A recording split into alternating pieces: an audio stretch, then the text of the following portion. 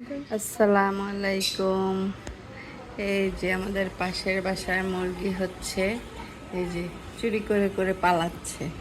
ওই যে দুইটা হচ্ছে এখানে পালিয়ে গিয়েছে, একটা দেখা যাচ্ছে আর একটা ওই পাশে চলে গেছে। এই যে দুইটা পালাইছে, আর এই যে এখানে পালানোর ব্যবস্থা চলছে।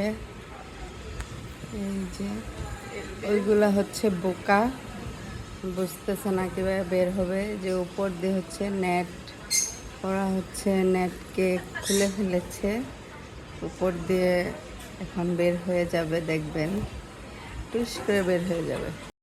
এই যে সব মুরগি হচ্ছে পালিয়ে গিয়েছে বলতে ওইখানে নেট খুলে হচ্ছে চলে এসেছে।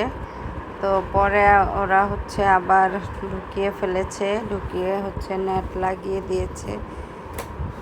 এই হলো অবস্থা। তো আজকের মতো এখানেই শেষ করছি। সবাই ভালো থাকবেন, সুস্থ থাকবেন, লাইক কমেন্ট শেয়ার করবেন, সাবস্ক্রাইব করবেন। আল্লাহ হাফেজ।